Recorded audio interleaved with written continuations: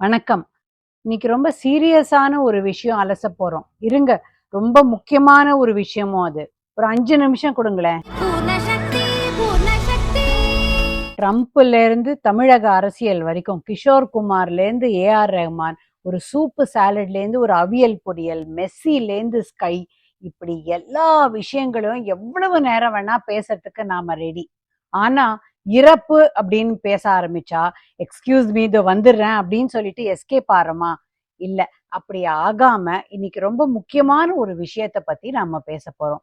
ஆயுட்காலம் அதிகமா ஆயிட்டு இருக்கிற இந்த ஒரு தருணத்துல லிவிங் வில் அப்படின்றது என்னன்னு பார்க்கலாமா? அட்வான்ஸ் டைரக்டிவ் அப்படின்னா என்ன அப்படின்றத பத்தி பேச போறேன். இந்தியால இத பத்தி ஒரு சுப்ரீம் கோர்ட்ல கேஸ் நடந்து அதனால சில லீகல் கைட்லைன்ஸ் கொடுத்துருக்காங்க. உங்களுக்கு ஒருவேளை இர்ரிவர்சபிள் கண்டிஷன், சில சமயம் பிரெயின்ல ப்ளீட் ஆகி பிரெயின் டெத் எல்லாம் வந்து வென்டிலேட்டர்ல நீங்க எவ்வளவு மாச கணக்கோ கூட இருக்கலாம். இல்ல உங்களுக்கு வேற ஏதாவது டெர்மினல் கேன்சர் இருந்து அதனால கூட நீங்க you can leave for a life, but it will be a vegetable life. இதெல்லாம் எனக்கு வேண்டாம், இத மாதிரி ஒரு நிலைமை எனக்கு ஏற்பட்டா நான் வந்து I don't want to prolong my life by connecting me to artificial ventilation. ஒருவேளை கார்டியக் அரெஸ்ட் ஆனா சிபி, அதாவது கார்டியோ பல்மரி ரெசிஸ்டேஷன், இதெல்லாம் பண்ண வேண்டாம் அப்படின்னு சொல்லணும் அப்படின்னா அதுக்கு ஒரு அட்வான்ஸ் டைரக்டிவ் நீங்க கொடுக்கலாம்.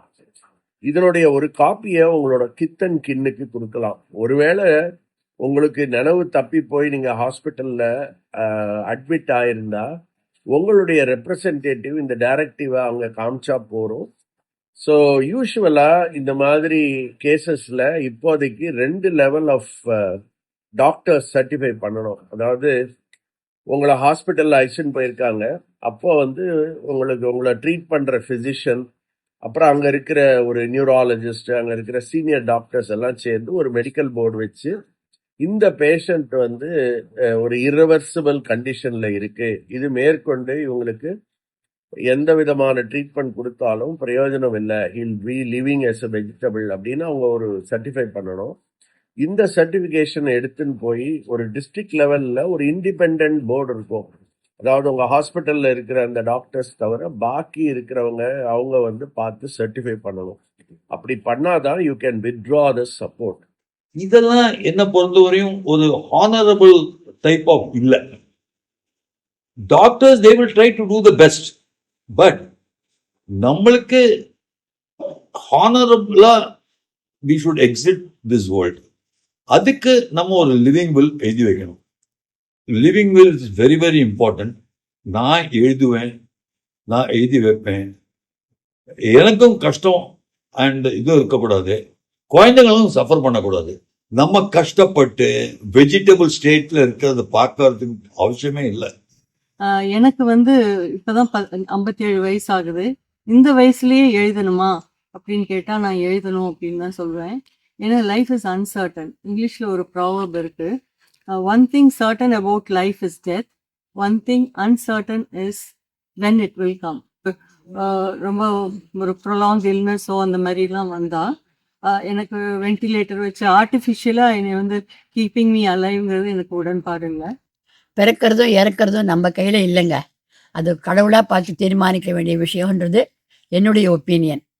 எப்போ முடிவாயிடுத்தோ போகிறதுன்றது சட்டுன்னு அப்படியே போயிடணுமே வழிய அதை வந்து கேட்ஜெட்ஸ் மூலமாகவோ டெக்னாலஜிக்கல் இதுவாக மூலமாகவோ அதை நிறுத்தி வைக்கிறதுல, மாதக்கணக்கு வருஷக்கணக்குன்னு நிறுத்தி வைக்கிறதுல எனக்கு உடன்பாடு கிடையாது. I always pray for a sudden and dignified death. நான் இதை பற்றி என் பசங்கக்கிட்ட, என் பேரம்பேத்திகள் கிட்ட எல்லாத்தையுமே நான் நிறைய சொல்லி வச்சுருக்கேன்.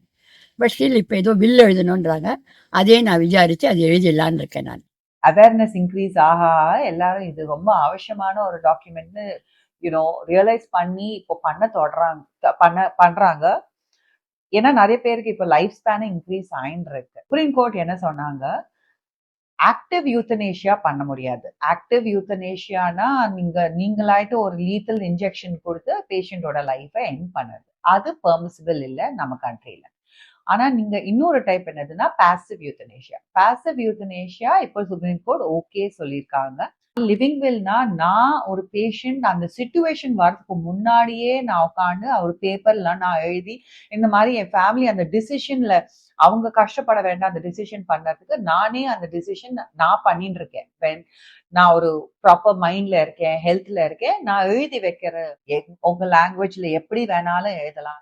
பிளெயின் ஒயிட் பேப்பர், அந்த பேப்பர்ல நீங்க கிளியரா உங்க பேரு, உங்க ஏஜ், நான் இது எழுதுறது ஃபுல் கான்சியஸ்னஸ், என்னோட சவுண்ட் மைண்ட்ல இருக்கேன்னு அது ஒரு ஸ்டேட்மெண்ட் போடுங்க. உங்களோட இன்ஸ்ட்ரக்ஷன்ஸ் உங்களோட வார்த்தையில எப்படி வேணாலும் எழுதுங்க.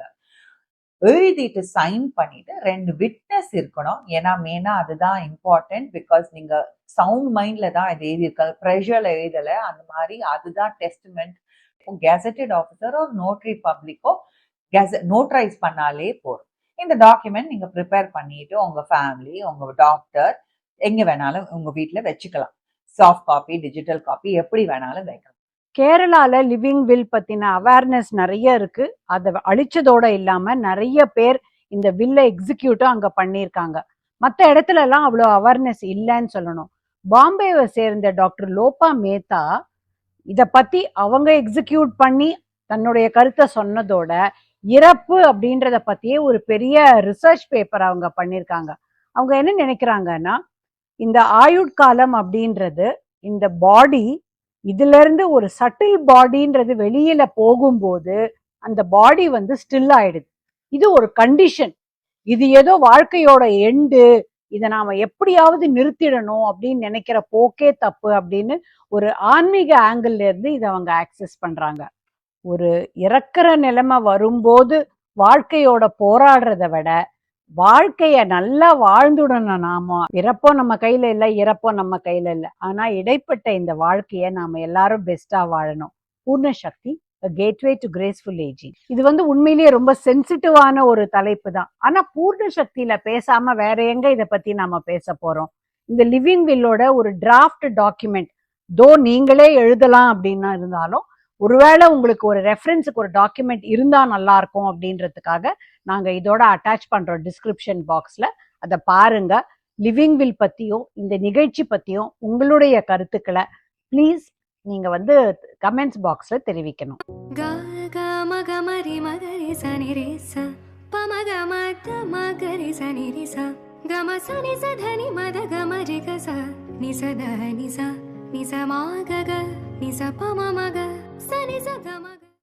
கட்டாயமா நிறைய பேர் கூட ஷேர் பண்ணுங்க அண்ட் சப்ஸ்கிரைப் பண்ணுங்க. அப்பதான் பூர்ண சக்தி வீடியோஸை மிஸ் பண்ணாம பார்க்க முடியும்.